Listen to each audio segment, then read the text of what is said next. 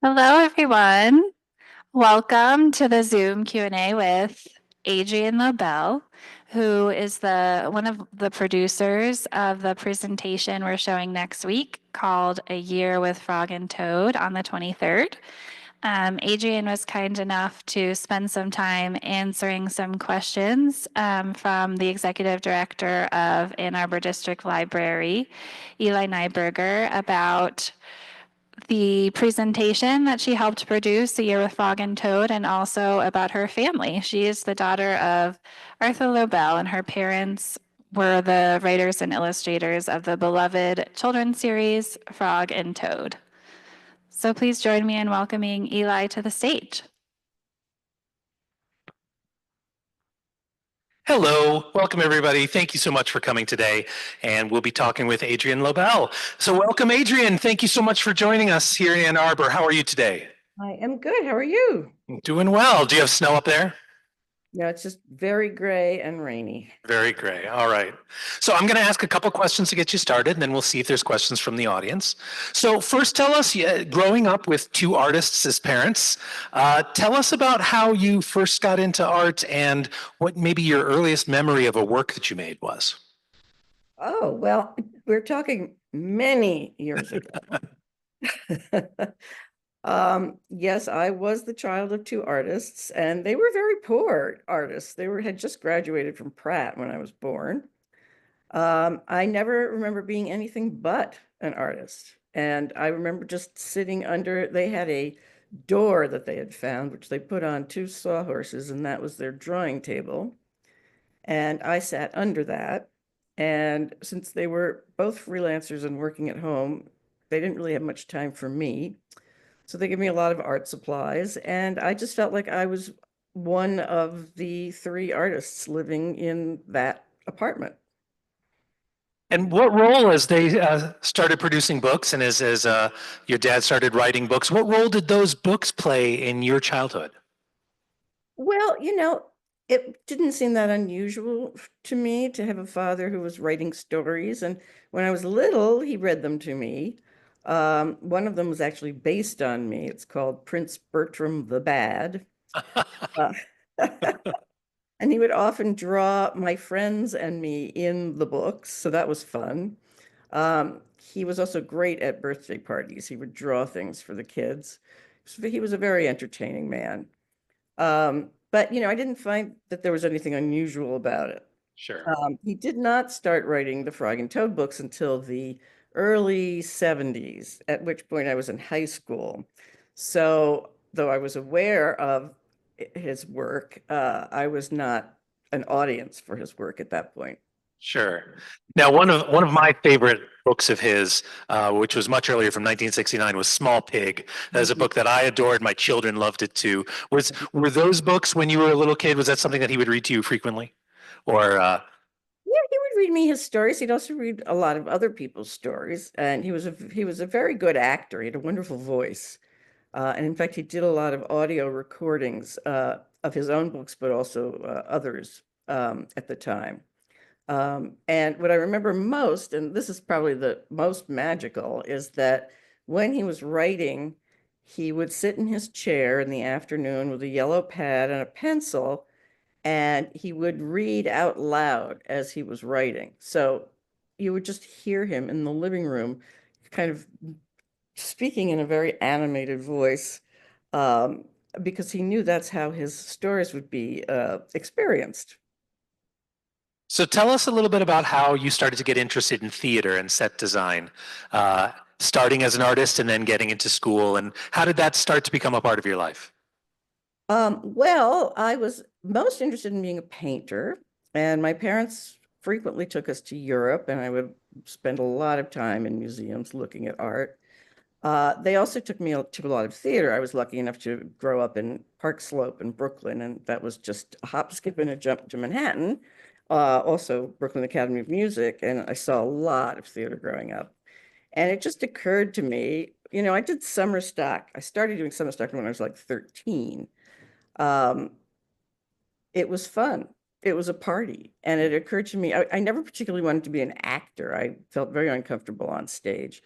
But I realized that I could use my artistic talent backstage. And the idea of being a solo painter staring at an easel by myself in my teens and 20s did not appeal to me. What did appeal to me was being part of the theater community. You know, I was a party girl. It was more fun. Sure. So that's how I got into it. And I did not expect to be as successful as I was. And then I kind of got wrapped up in it for a very long time. What was sort of your first big break in professional theater design? Oh, gosh. You know, I graduated the Yale Drama School in 79, and it wasn't just one break, it was a whole network of breaks because I met so many people at Yale. And, you know, I started doing the premieres of this wonderful playwright, Harry Condolian, off Broadway, and Bob Brustein left Yale and went up to Boston and started the American Repertory Theater. And he invited me to work with a very young director whose work he had seen an undergraduate production of. His name was Peter Sellers. That started a whole thing. You know, there were just all of these. There's many more connections. I can't even remember what they are. Gregory Moser saw my work. Doug Wager from Maria Stage saw my work. I was just sort of welcomed into the community rather easily, really. I mean, my career was like a comet. I just started working and never stopped. That's terrific. So tell us about when you first started having the idea to bring Frog and Toad to the stage. Yes. Well, I don't know if you remember, but at a certain point, I think it was the 80s, they were renovating 42nd Street. And part of that renovation was the New Victory Theater. And it became a, you know, it had been a vaudeville house, then it was a porno house. And then the first show there was a Julie Taymor show called The Green Bird. And I went to the opening of that. And I looked at that theater, you know, I sort of wasn't paying attention to the show at all because all I could do is look at that little jewel box of a vaudeville theater and see Frog and Toad on the stage doing a soft shoe. And that's where the idea began.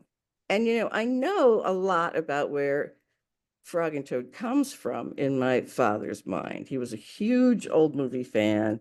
He introduced me to Fred Astaire and Edward Everett Horton and the, you know, Laurel and Hardy and Bing Crosby and Bob Hope, all those things. And Frog and Toad are really a vaudeville duo. And so it made a lot of sense to me that that work could be translated to the stage and in a musical way. So who were some of your first collaborators on that as you started to take that idea and move it toward production? Well, it really was a charmed production. I mean, I've sort of semi-produced other things that just did not have such a happy outcome. This was my first foray into putting a show together myself. I went to Willie Reale to write the book. I had worked with him before. He ran the 52nd Street project in Hell's Kitchen for years. He founded it, in fact. And I'd been to many of the benefits of 52nd Street project, and he always wrote hilarious songs for children. And his brother is a composer, and they worked together frequently. So he came along with a composer. And I said, you know, would you be interested in thinking about this? And of course, we were all very busy at the time. And so we ended up meeting, you know, not knowing that anything would come of it, but we ended up meeting in Willie's apartment maybe every 2 weeks to just sort of talk about how you could put these stories together into a cohesive theater piece, and in a very delicate way, because the stories are very complete in and of themselves. So we needed to sort of connect the stories. And the first thing we thought of is the seasons. Let's do a year with Frog and Toad. Out of that came other little ideas that go all the way through the show. And you'll see when you see the show what those little ideas are. You can look for them, actually. I won't even tell you what they are. And we all came up with ideas for that. then I was at the time married to the actor Mark Lynn Baker, who my father always admired very much and really was not around when we got married. He had no idea, but he used to come up to Yale and see him in theater shows and thought he was very, very talented. Ah. And sometimes when I look back on my marriage, which was a long time ago now, I think I married Mark because I knew he was going to play Toad one day. And so the script and Willie Reale and Mark Lynn Baker were great friends too. So the script was actually written for Mark as Ah. Toad. We did not know who Frog was going to be yet, but Toad was the center of it. So I had him. Willie was at the time married to the daughter of Cora Khan, who was very involved in the renovation of 42nd Street and was at that time the artistic director of the New Victory. Mark was a producer who had a summer theater that happened every summer that was devoted to developing new plays. And they've done some extraordinary things. I mean, Hamilton started there. Many John Patrick Shanley plays started there. Many John Robbie Bates plays started there. And Beth Henley plays. And I mean, you name it, they've worked up there. They do workshops, they do readings. And I said to Mark, you know, you're going to do a workshop of this this summer. So I had I was very lucky and I had a lot of connections. And when we did a workshop of it at Vassar, oh God, it must have been 1980, I guess. We had a script. Also, I had done sketches. Once we had a script, I did sketches because I thought if I sent it to a regional theater, they would say, well, how are you going to do this? How are they going to be Frog and Toad? You're going to have rubber heads. And I, Right. yeah, and we knew we didn't want rubber heads. So I drew, and there were lots of complicated scene changes. And so I drew it out storyboard wise, which is what I often do. So we had visuals. We cast the reading. It was really a reading. And we brought in kids from Poughkeepsie who had never been to the theater. And it was 5 actors in black t-shirts with music stands in front of them playing. There was Frog and Toad, and then the 3 other people who played birds, mice, moles, turtles, lizards, etc.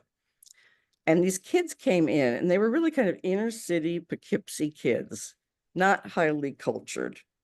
And I thought, oh my God, this is going to be a disaster. There's nothing to look at. It's just a reading. We had 3 instruments.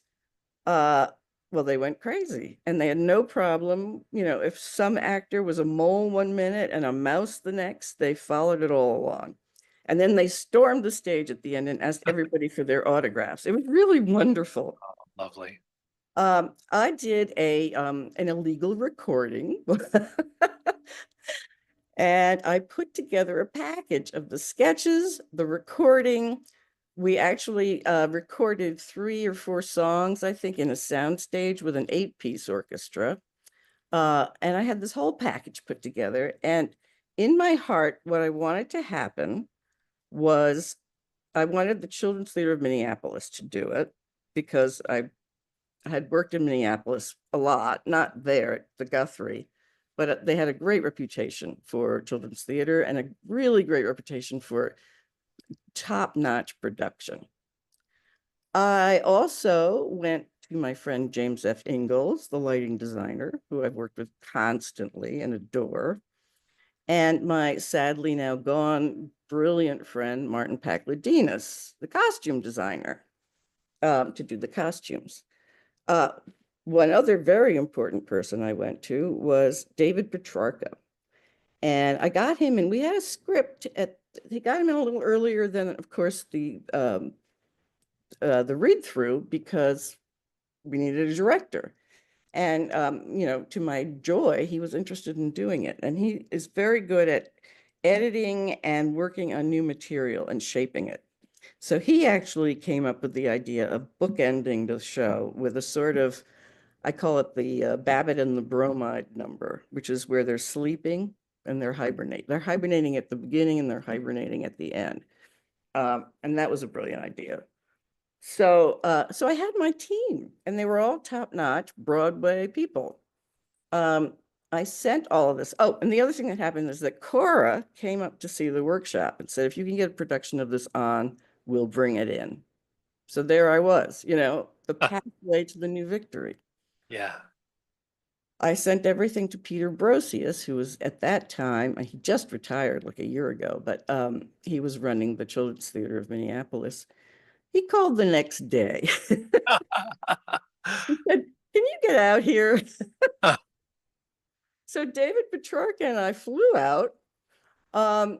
They wanted to give us a little tiny slot between two giant productions the next fall. And I said, I want a real big production. Why don't we wait and, raise the money, and you can budget it, and we'll do it the year after. So that's what we decided to do. And then I went to my dear friend, Bob Boyette, who was producing everything on Broadway at that time. And I presented him with the project. And I said, look, if we enhance this production, we're going to bring it to the new victory. And if it goes well, maybe we can even move it to Broadway. And he loved the project. And he had worked with Mark. He had been one of the producers on Perfect Strangers, which Mark had been in for 8 years in California. He was interested in theater. He'd come back to New York, and he was doing all this theater. And he said, sure, I'll enhance it. So, as I say, it was in a way magically easy. Yeah. And then we did it in Minneapolis. It was a huge hit. It was the biggest hit they've ever had. In fact, they won the Tony Award 2 years later for Best Regional Theater because of Frog and Toad. So there we were. Oh, the other thing that happened in the middle of all that, right before we all went out to Minneapolis, I had a baby. So I was there with my, snugly on my chest, and my 3-month-old daughter. And I went out to Minneapolis where they had already started rehearsals, thinking, how am I going to do this? I'm the producer, the set designer, the wife of the star, and a new mother. This is Wow. And Yeah. so wonderful at the Children's Theater. I had some trouble with other theaters as a new mother. They weren't all that patient with Sure. someone who couldn't devote their entire time to being out of town. But because it was the Children's Theater, it was very family oriented, and everyone was so darling.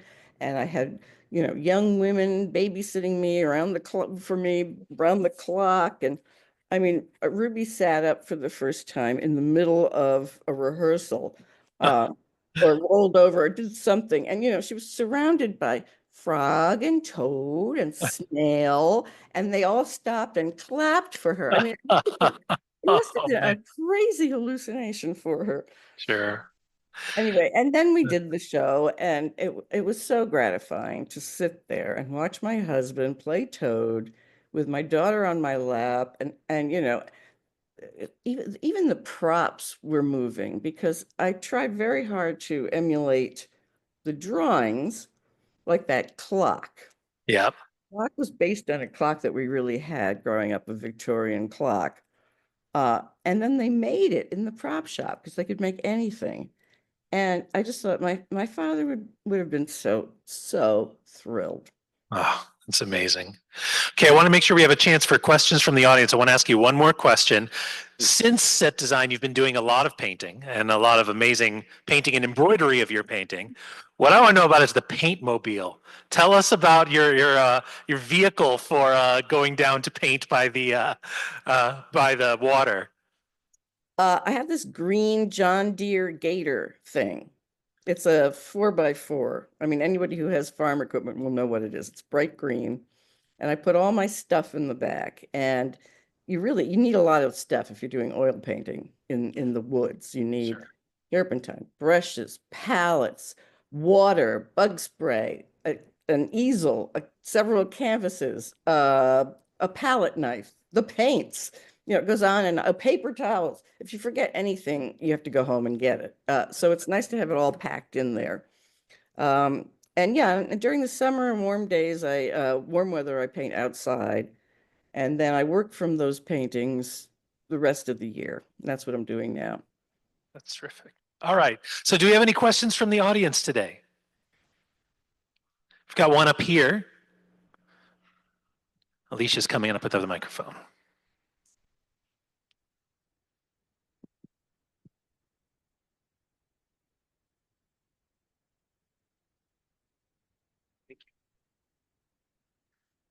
Last week here at the historic Michigan Theater in Ann Arbor, they showed Buster Keaton movie, Our Hospitality.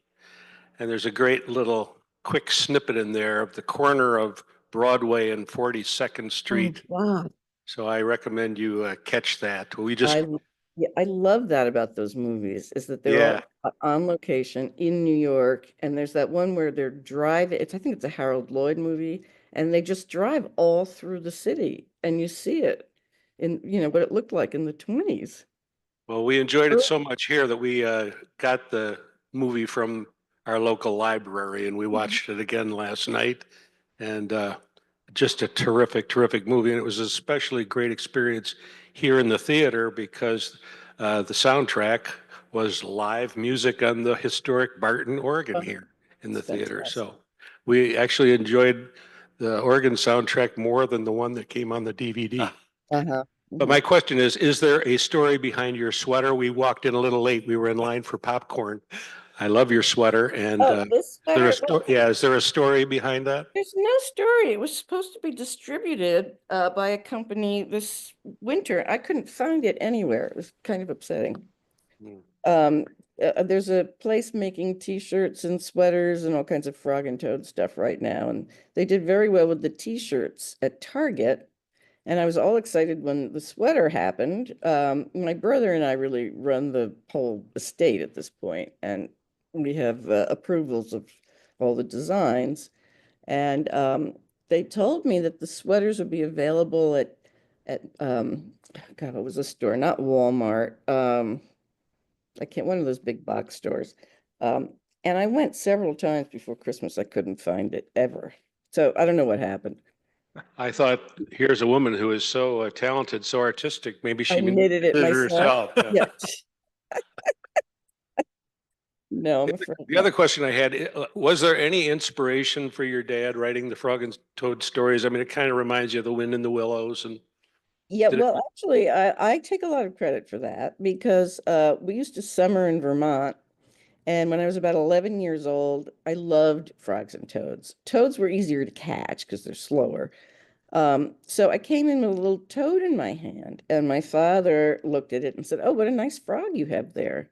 And I just rolled my eyes. I was irate. I said, "This is not a frog. This is a toad. They're different. They live different lives." I explained the differences. And he said, "Oh, okay." And then a year later, the first Frog and Toad book was written. So I think I planted the seed. well, Also, our that's daughter grew up listening to the Frog and Toad stories, and this coming weekend, her children, 5 and 8 years old, are looking forward to seeing the production here at oh, the good. Theater. So Yeah. looking Well, forward that's to the wonderful thing is that they seem to be getting more and more popular. it. I mean, they have now, it's 3 generations. Thanks. Thank you for your question. Any other questions from the audience? I have a question. Adrian, why do you think that Frog and Toad is getting more and more popular? Because I have been reading it to my kids as well, and they really enjoy it, and they're going to be checking out the show next week. Well, I think, that's what happens with good literature. It doesn't go away, and it is good literature.